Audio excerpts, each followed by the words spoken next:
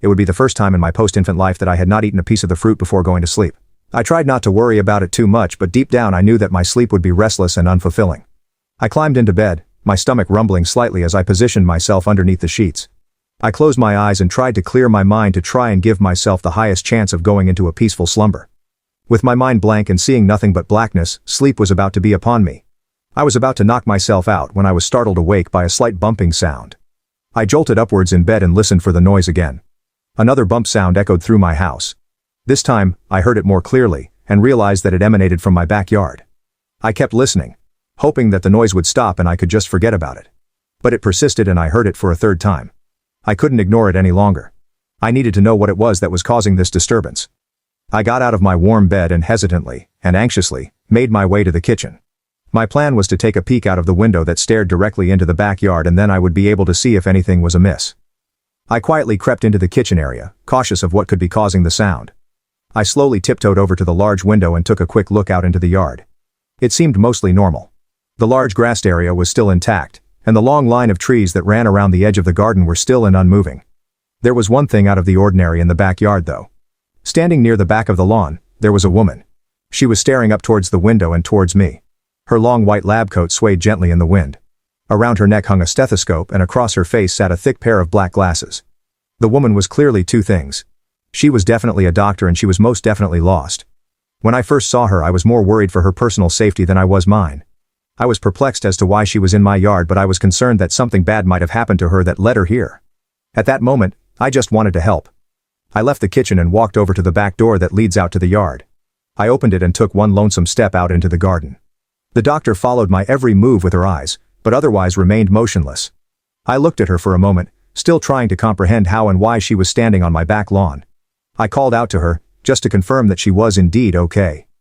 "Hey, excuse me. Are you all right?" I called out in the calmest voice that I could muster. "Do you need any help?" The doctor didn't break eye contact with me, not even to blink, but still remained mute and frozen. I called out once more, and again asked her if she needed any aid. Once I had spoken to her for the second time, I saw a quick flutter of movement from the doctor. Her right hand ever so slightly moved closer to the outside of her leg. Slightly closer towards her pocket. The small hand movement made me nervous. Maybe because it was the first time I had seen her move, or maybe because she moved closer towards her concealed pocket which I couldn't see what it contained. I grew anxious, but still tried to remain calm and deduce what exactly was happening. I opened my mouth. I was readying my vocal cords to talk to the doctor again, when I saw her hand quickly reach into her pocket. Before I could react, her hand re-emerged, but now it was holding a large syringe. The needle was long and it glistened slightly in the moonlight. My brain quickly assessed the danger I was now in and wanted to turn and run, but my body wasn't quite that intuitive. My body stayed frozen for just a second too long.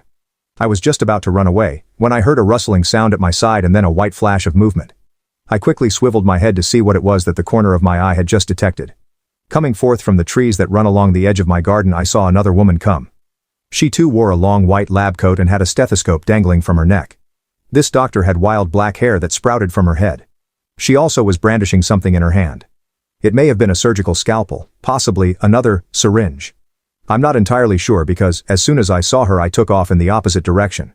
I turned to run back into the house, back to the safety of four walls, but as I spun around and faced the door, I saw another doctor. This one was inside. She was standing just behind the back door, waiting for me to re-enter the house. I rapidly adjusted the direction I was heading and ran along the side of the house and towards the small stone path that leads to the front yard and towards the street. I turned the corner at the edge of the house and began to sprint down the cobbled pathway. I was halfway along it when I saw the fourth doctor step out onto the path from beside the front of the house. In one hand she held an apple. This doctor, also dressed the same as the others, took a step towards me, tossing the apple into the air as she did. She caught the apple when gravity returned it to her. And then smiled at me. It was a cold smile, like she was enjoying giving a patient some bad news. I looked behind me for a means of escape, but saw that the other three doctors were closing in on me from that direction. I was surrounded and had no other option but to face the doctor holding the apple. I looked back towards her and watched as she inhaled sharply and took in a big sniff. She then started to speak. "I've just tested your blood, and I'm sorry to tell you that it's not good news. I couldn't detect any scent of apple within your veins, and you know the saying," she said emotionlessly. I didn't respond, as I was too frightened and confused to react to what was happening. After pausing for a second and waiting for me to fill the silence, she realized that wasn't going to happen, and so continued to speak. "It's a bit late for this now." As she said that, I heard a noise from behind me, and so turned my head around to see what it was. I immediately saw that it was the other 3 doctors advancing towards me. I instinctively moved forward to avoid them getting any closer. But in doing so, I moved closer to the 4th doctor. I was still looking behind me and so didn't see that I had walked directly into her until I felt myself bump straight into her chest. I then felt cold hands wrap around my shoulders and a strong grip hold me so that I couldn't move. I spun my head back around and faced the doctor that now had me captured. I looked directly into her cold blue eyes and begged her to let me go. I don't understand what's happening. All 4 doctors began to laugh at the same time and I felt the presence of the other 3 directly behind me. I didn't know what else to do and so I decided to fight. I had to fight. It was the only option left. I swiftly swiped my hand at the doctor who was holding me. My nails scratched across her pale cheek and I saw 4 deep gouges in her skin appear. Normally the scratches would fill with red blood, but hers did not. The skin was wounded but no liquid emerged from beneath her flesh. She looked down at me, no emotion on her face apart from maybe slight disappointment. I then felt something sharp enter my neck. Everything went black. I don't know how long I was unconscious for. But I awoke some time later and discovered myself in my bed. My initial thought was that it had all been a dream. But then I felt something wrapped around my neck. I looked down and saw the stethoscope that was placed testing on my neck. I then noticed the white lab coat that I was wearing. It was identical to the coats that my attackers were also wearing. I panicked, as I was thoroughly confused by what I was seeing. Had they just played a cruel and dangerous prank on me? Had they scared me and then dressed me up as a doctor too? No. There had to be more to it than that. And there was. Those events all took place a week ago and since then I haven't been able to remove my lab coat and stethoscope. I mean, I physically would be able to take them off, but I don't want to. I can also smell other people. Not their perfume or deodorant. But their blood. More often than not though, it is tainted with the repulsive smell of apple. When I smell someone's blood who is pure and not ruined by that stench, it makes me hungry. Maybe I crave it because I'm missing my own. I cut myself shaving the day after I was attacked, and to my surprise, no blood seeped out of the wound.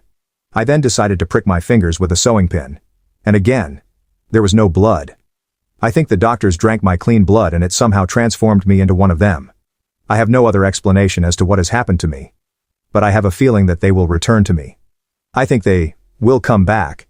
Especially that I'm now getting a feeling that my neighbors forgot their apple today. I think I'll start with the dog though.